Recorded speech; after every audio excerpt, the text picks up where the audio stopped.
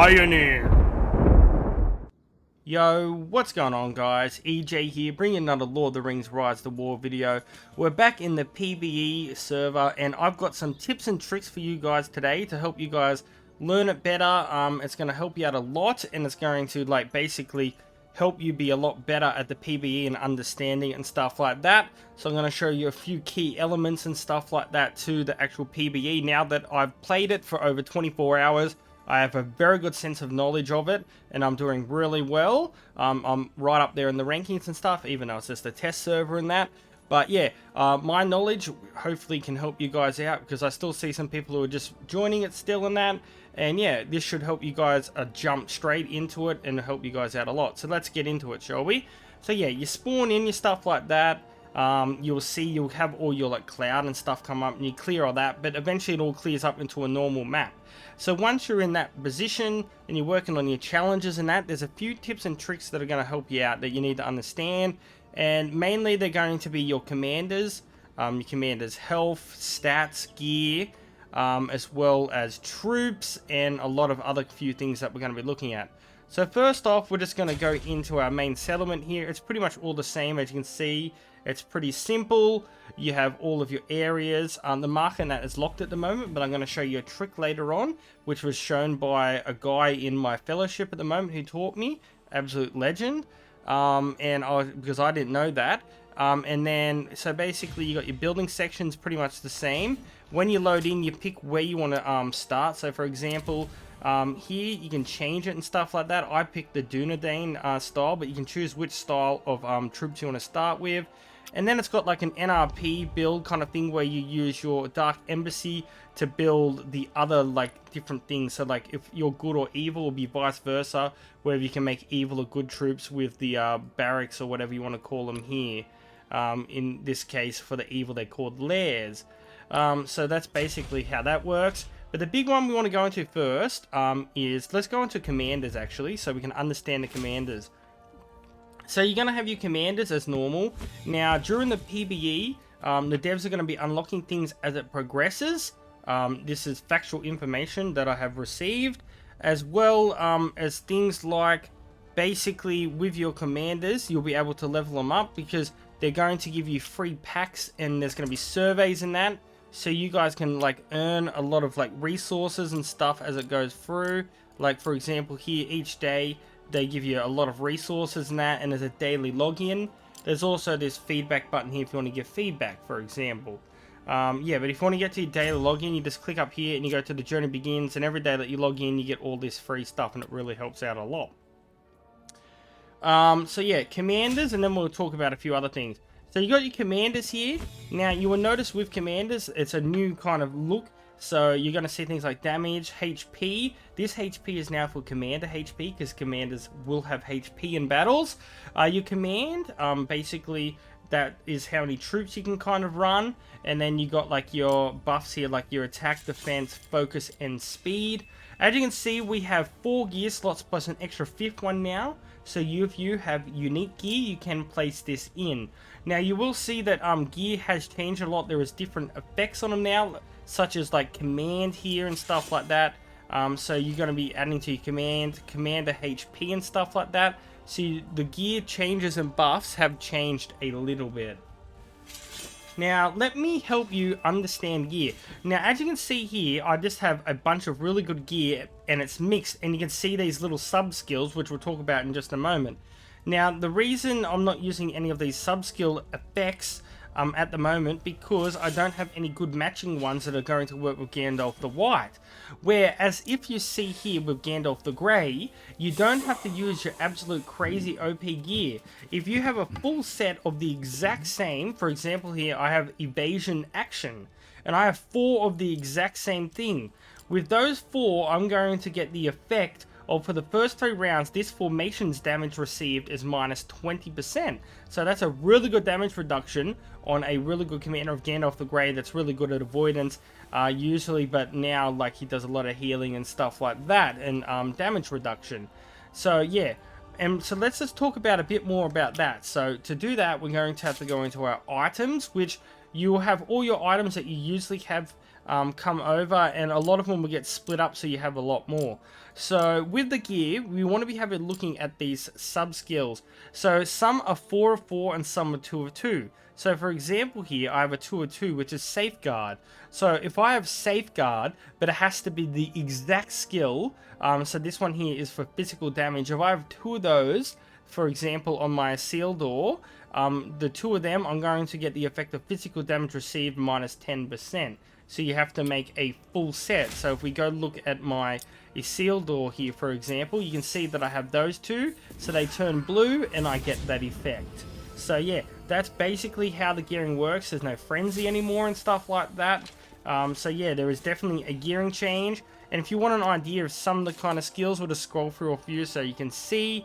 So if we go down here, we've got like Safeguard, we have Perseverance, we have ones for Might, we have things like Thick Armor, and there's a really good one called Warcry, which for the first 3 rounds, the formation's damage is increased by 20%.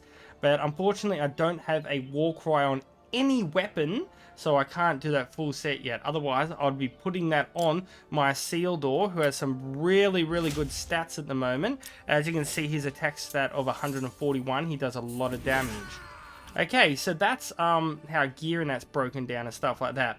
Now, before I get into the troop combinations and everything like that, I just want to quickly go over the energy system. So this is going to be like your new stamina and stuff like that. And basically this energy, you can see the amounts that it takes to do certain activities and stuff. This energy will refill, I think it's like 50 seconds for each one, or 45 seconds, something like that. And you will need like 20 for marching and stuff like that, and you can see the amounts. And I'm just marching to a land there because we're going to show you some PBE and stuff like that in a moment, and some battle reports and stuff like that, but that'll be later on. Then you just had the progression. It's pretty much the same. You got your rankings and things like that. Not too much has changed there, but it's all pretty much unnecessary because it is a test server. Now, the big thing that we want to talk about here is going to be the army section. So this is where you're going to be building your armies. So I'm going to disband this one just to show you. So when you go in, you're going to go into your army. Now you're going to see all your commanders here. Now you can level up with commanders. You can like level up with XP, but you will be given free XP scrolls, and the cap at the moment is level 40 on these. So the first thing you want to do is, who do you want to be your leader? I recommend using a good commander with a high attack strength, like I had with a seal door and that. I'll show you my army combo on that later on when we get into the battle. So let's just say we're going to use King Aragorn here. So once you've done that, then you just click on here and then you assign your troops, which you just make in your barracks and stuff like that. I can show you how to consign them and everything in a moment. So you just bring up your troops like so, then you click like that. Then you will see you will have these boxes behind them, because in this it's like Rangers Rise, which I haven't played, but you can have multiple armies, I believe up to 4. Now a quick tip, if you upgrade your barracks up fast really quickly, you will get that extra 4th slot that's really going to help you versus the tiles, guys. So yeah, make sure you go to your barracks and level your barracks up quickly, and you'll get this 4th one unlocked. So all you do is just click on here like such, and then you just add your commander, and then you add your troops, like vice versa. And you just keep doing this until you have a full set of 4 commanders and full troops in there, like such. So we're just going to top these up. And then once we've done that, you're going to have a full-fledged army. And basically, if you ever want to like change just one or another, or troops or anything, you just click on the individual one that you want to change, and from there you can swap out the commander, for example, and I can put Faramir there. The troops will stay the same, but if you want to change them, you can slide them and it will bring it over, and you can just change your troops in that as well. So you don't have to go in and out, and you can change all that. Now the next thing I want to talk about is the commander HP. So as you can see in here, your commanders have this HP bar because they're going to have a HP buff. So you can be battling versus tiles in PvE and in PvP as well. Not only if your troops die, your commanders also have health and they have to be beaten as well. So they can be a key factor in surviving battles as well. So you'll see here, this one here is your like basically your reinforcement button to fill up, and this is going to be your heal your commander's HP.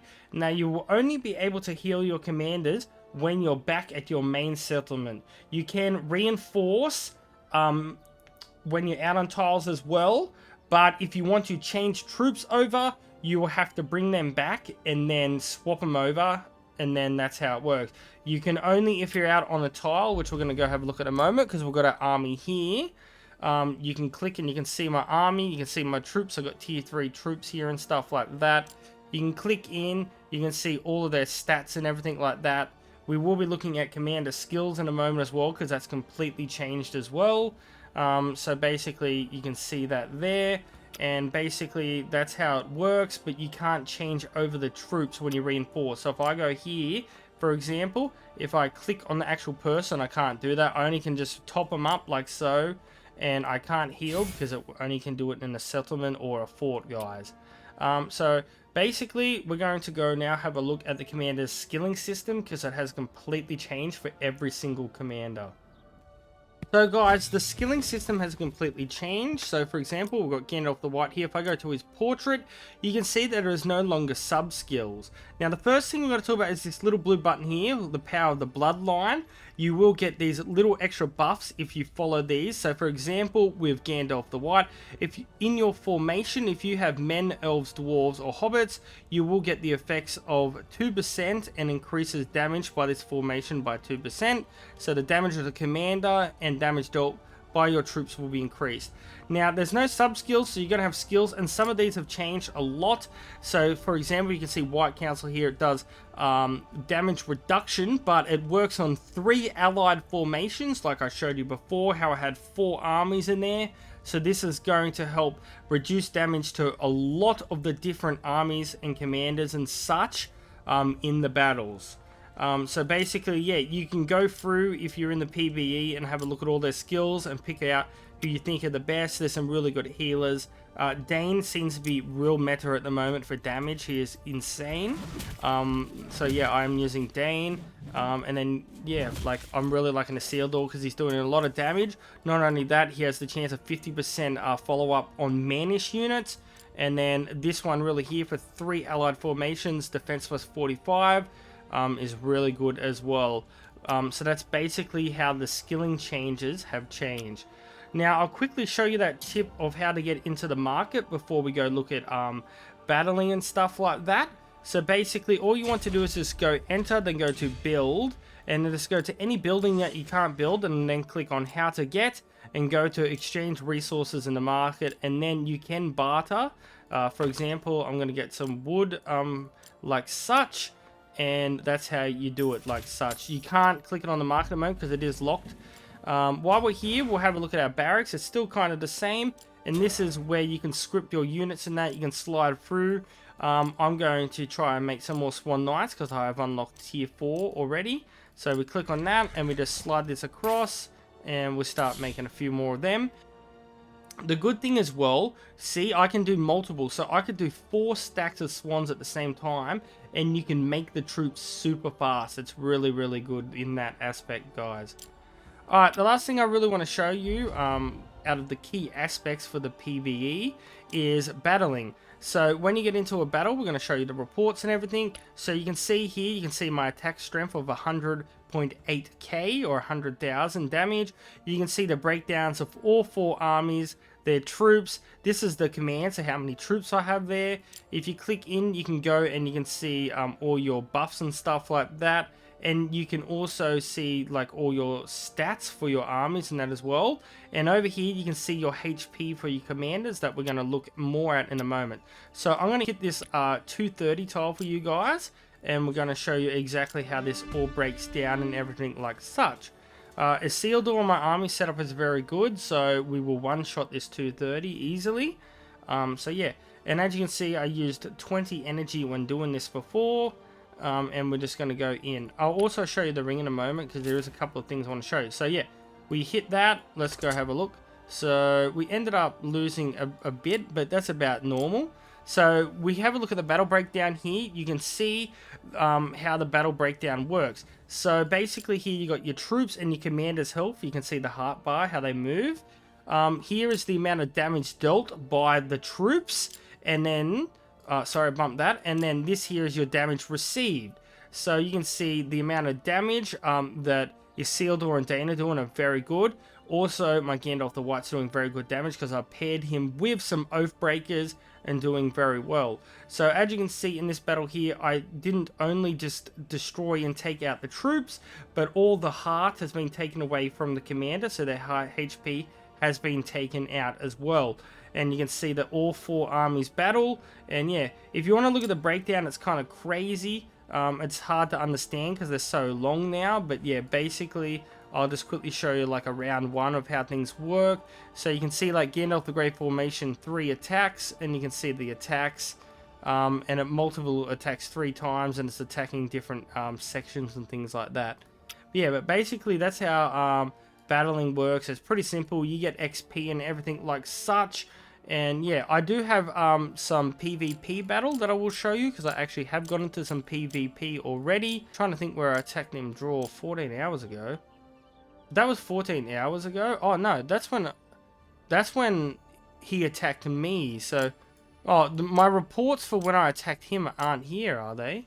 Oh yes, they are. Here they are. So this is when I attacked him. He had tier 4 martial units, and you can click on these individually and break down. You can see he had very good gear and stuff like that. But I used a full ghost squad, and it seemed to work really well. And you can see the HP breakdown. You can click on and see all these units, all these HP for the commanders that were left, and everything like such. And yeah, that's pretty much it. So now my troops are injured. If I want to reinforce, I just go here and reinforce like such. If I don't have enough troops, I can send them back and rechange them. I've got a lot of commander damage to the hearts as well, so I usually will recall and send them back, then reheal them. But that's pretty much all you really need to know. I can show you the ring as well. There's not a lot of changes. There's just a couple of little changes like this smoke, which helps get the smoke away. There's a lot of things that you won't be needing because it's they're training, so you will not be needing mind sharpening and stuff like that. But yeah, the ring's pretty much still rather the same. But yeah, that's my few tips and tricks of understanding how everything works in the PBE. I hope you guys enjoyed the video and it helps you out. So until next time, peace out, EJ's out, and I'll catch you guys later. See yous.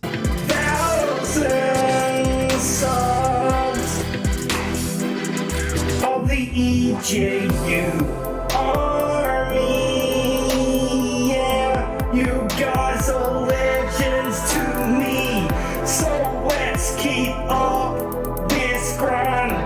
I'll never give up, just like